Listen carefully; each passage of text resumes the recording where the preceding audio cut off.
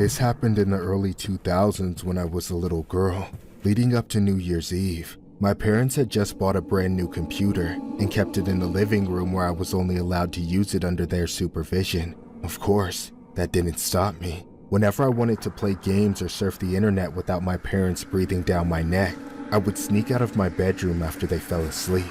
At night, I could do whatever I wanted, but the one thing I did most was chat with this girl named Christine who I became friends with online.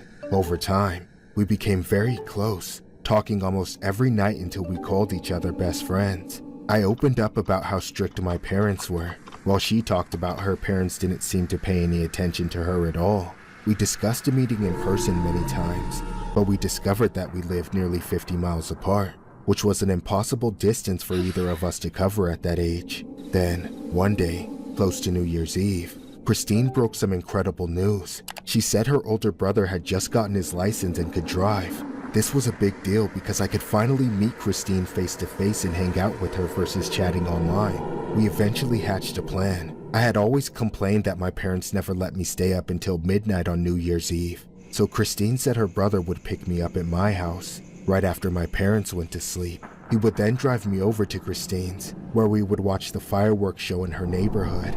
Then he would drive me back to my house before my parents woke up in the morning. I was excited as hell and felt like a rebel for once. I was tired of obeying such strict rules all the time and being told what I could and couldn't do. It felt good trying something new for once. On the night of New Year's Eve, I waited up in bed until 10 p.m. My parents always fell asleep before then. Soon after, I looked out my window and saw the car parked on the street just past my driveway. That was him, Christine's brother, there to pick me up. I snuck out of the house, then went up to the car and tapped on the window. It opened just a crack, and in the darkness, I could barely see his face. He said he was there to pick me up, just like we had planned, so I got in the back seat. Once inside, I started to feel a bit nervous. I still couldn't quite see what he looked like, so I tried to make conversation, hoping it would make things less uncomfortable. So, where's Christine? I don't know. What do you mean? Is she waiting at the house for me? I made her up. What? Christine is a lie. I made her up. What? No. Why? To get to you! Let me out! Let me out! By the time I realized I had walked into a trap, I was already racing away from home at 60 miles per hour. There was no way out, no way for me to get the better of him. I couldn't break through the window or find any sort of weapon. I couldn't even try to choke him without pulling my arms away from his neck like they were made of ribbons. To make matters worse, it was the middle of the night, and all anyone was focused on were parties and fireworks. When he pulled into the driveway of his house, there wasn't a single person on the street I could call for help. As the garage door closed behind us, I felt like I was being buried alive. The next thing I knew, he was dragging me out of the car as I kicked and screamed, fighting for my life. He took me into his basement where he tied me up and shackled me to the wall of his dungeon. I was too innocent to know what was about to happen to me, but I was sure it was going to be worse than anything I could possibly imagine. 7, 6, 5, 3, 1. Happy New Year! Oh, my dear sweet wife, don't cry. It's time for the real fireworks.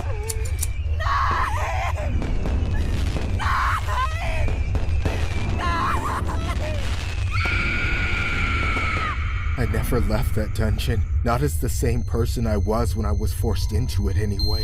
For days, that monster held me captive and kept me in misery, torturing me, destroying me, and taking videos of it all for the internet. It took nearly a week for the authorities to catch up and rescue me, but by then, there was little left of me to free. Allegedly, the police had gotten an anonymous tip from one of his online viewers, which led them to my rescue. My entire life since then has been a slow, agonizing crawl back to a semblance of normalcy. Every New Year's Eve, it feels like I'm right back where I started.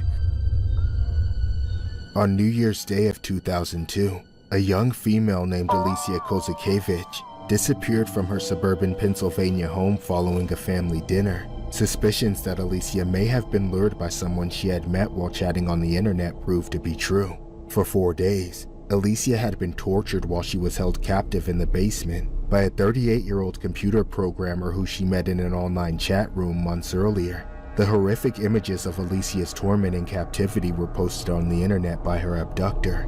Authorities were able to track Alicia from an anonymous tip from one of her abductor's online acquaintances to a townhouse in Virginia where they found her chained to the floor with a locked collar around her neck in what Alicia describes as a dungeon. Allegedly, Alicia originally developed a close online relationship with Christine, whom she believed was a 14-year-old girl with long red hair. Alicia later learned that Christine was a 42-year-old man, but in the online world where identity is often ambiguous, Alicia remained friends with Christine. Eventually, Christine introduced Alicia to the man who would later become her abductor. Alicia's abductor is presently serving out a 20-year prison sentence.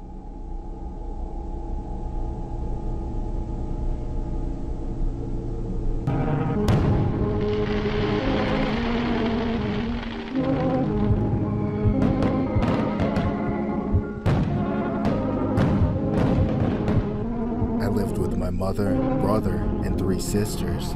Unfortunately, our father has been gone for many years. My brother, being the oldest child and only son, believes this makes him the man of the household, but he's anything but that. He's just a piece of shit.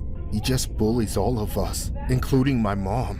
When my dad was around, we could at least rely on him to keep us safe, but ever since he left, my brother took control of everything. He easily overpowers us by force whenever he wants. Our only advantage is that we outnumber him, but that doesn't mean he isn't able to single us out when he gets the chance. Recently, however, my mom wanted us to do something as a family for New Year's Eve, so she booked us a hotel room. I don't know where she got the idea from, but I suspect my brother had something to do with it. Or maybe she thought it would help us form a better relationship with him. But as cramped as our house was, the hotel room we found ourselves in that night brought us into a world of absolute hell. The problem started almost right away when we tried to discuss the sleeping arrangements. My brother wanted the big bed in the larger private room meant for parents all to himself, leaving the 4 of us girls and our mother to fight for space on the 2 tiny beds in the main room. When we said that wasn't fair, he grabbed our youngest sister and said she would share the bed with him to make space for the rest of us. This caused everything to explode into madness. We knew he was going to do something horrible to her, and he was clearly willing to trade her for me or either of my other sisters. Our mom, desperate to defuse things, offered to take her place, but he said he would rather die than sleep next to someone as old, fat, and ugly as her. For hours, we fought and fought until it was almost midnight. Suddenly, our mom told us all to stop so we could at least appreciate the whole point of why we came to the hotel in the first place. To watch the countdown to New Year's and the fireworks that followed. We all knew the argument would resume as soon as the show was finished, but everyone seemed tired enough to take a break, even if it was only for a few minutes. So, we all gathered on the small balcony just outside our room. It was freezing, but nobody wanted to huddle together for fear of our brother touching us. For 10 unbearably awkward seconds, we counted down as one family. Then the fireworks started, enough to keep us distracted for just a moment. Sadly, my brother tried to use the fireworks as a diversion. While he thought nobody was looking, he put his hand over my little sister's mouth and tried to pull her back inside the hotel. He managed to close the door on us, almost locking us out. But my older sister noticed at the last second and grabbed the door to keep it from locking. Then my mom joined her and they ripped the door open. Before I knew it, the 2 of them and my older sister rushed inside, leaving the door wide open for me to follow. But I didn't. The fireworks were still going on for a little while. I figured there wasn't any point in trying to change anything anymore, so I decided to enjoy one nice thing in my life while I could. Just when I thought I had a moment to myself, all hell broke loose. I looked back inside moments later and saw my brother with a knife. He charged after my sisters, but my mother jumped in the way to protect them. He then stabbed her without even flinching. When he was done with her, he didn't hesitate to finish what he started. It didn't matter if they ran or fought back. He caught them and was trying to take them all out, stabbing and slicing them one by one. I had to get away, but there was only one way out, down. I climbed over the railing of the balcony and started to make my way to the lower level. But by then, I had already waited too long.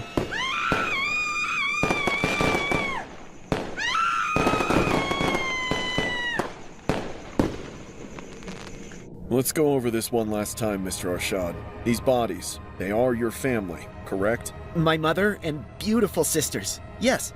And you did these things to them, right? I poked them and cut them until they were dead. So, you killed them. I did! At the stroke of the new year. Okay. And then from midnight until housekeeping found you at 7 in the morning, what were you doing? Do you really want to know? Yes. Do you really want to know? Yes! Do you really want to know? Just tell me! Tell me, goddammit! Well, it's the holidays, isn't it? We finally had some family bonding time.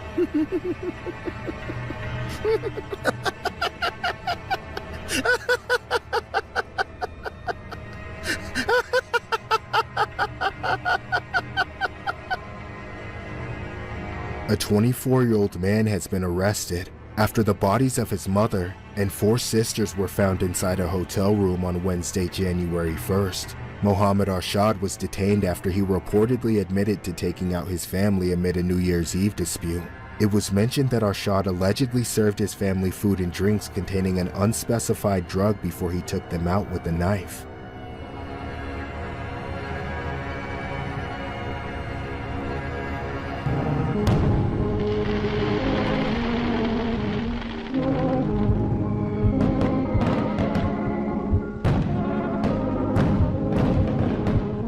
One year ago, I was celebrating the final day of 2024.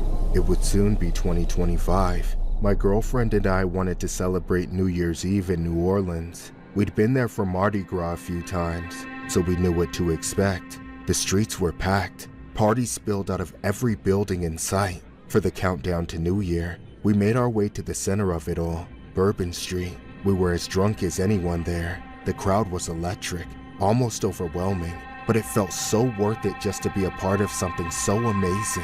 As we counted down the last fleeting seconds of 2024, the energy amplified beyond belief. There was cheering and chanting, phones and cameras everywhere trying to capture the final moments of what had been one hell of a year. Finally, the clock struck midnight, and 2025 was here.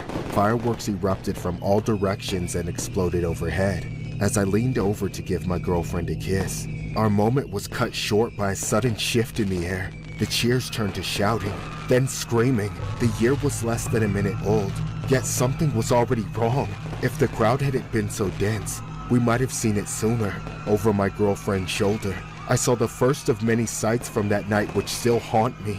The crowd of people on the sidewalk behind her were panicking as a pickup truck plowed through them. Acting on pure instinct, I grabbed my girlfriend and jumped out of the way. We fell through the air as the truck flew past us. I held on to her as tight as I could, but just before I hit the ground, I felt her slip out of my hands. After landing on the ground, I immediately looked back at her, but she wasn't there. Her body was tumbling across the pavement, and that's when I realized the truck had hit her. It continued down the street, running over person after person in a mindless rampage. Then it stopped and began to turn around. It wasn't safe to go back on the street, but I couldn't leave her there. I had to get her out of the way before the truck came back to hit her again. I scrambled to my feet and ran to her, but the closer I got, the more I could see the extent of what had been done.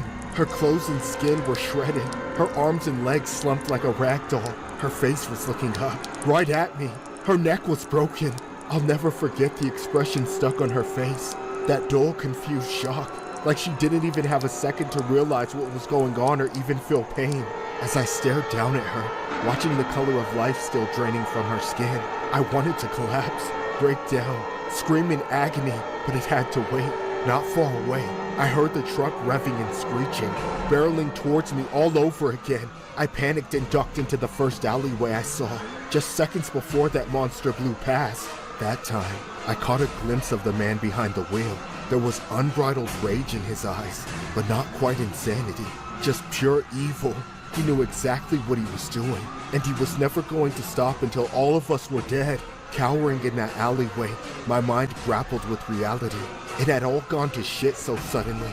I was bearing witness, trapped and powerless as that monster circled back and forth, murdering innocents with every pass, grinding the remains of his dead victims into the asphalt again and again. Eventually, it had to come to an end. The cops finally surrounded the truck, yet the psycho wouldn't quit. I watched as he stepped out and opened fire on the police without a moment's hesitation. He wounded a couple of them, but within a few seconds, they took him out. The instant he hit the dirt, I felt a wave of compulsion. I ran out into the street and right to my girlfriend. I wanted to be with her even though I knew she was gone.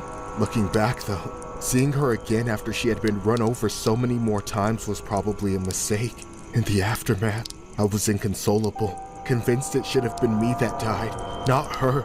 I should have just shoved her out of the way instead of trying to save myself too.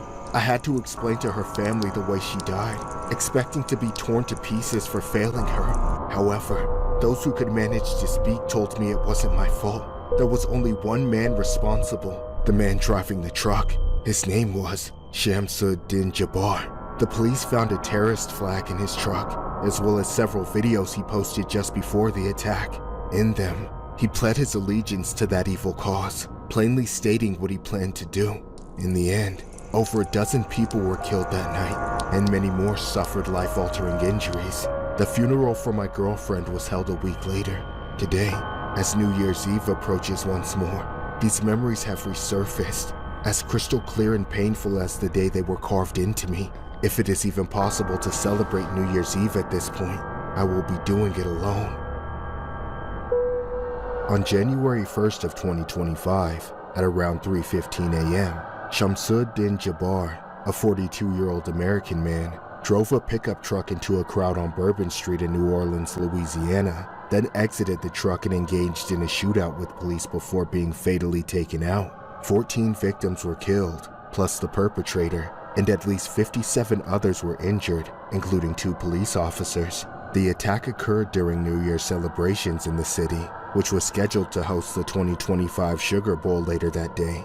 The assailant, Shamsuddin Jabbar, was an American-born resident of Houston, Texas. An ISIS flag was found in the truck. It was stated that Jabbar had been inspired by ISIS. Jabbar had allegedly posted videos pledging his allegiance to ISIS in the hours before the attack.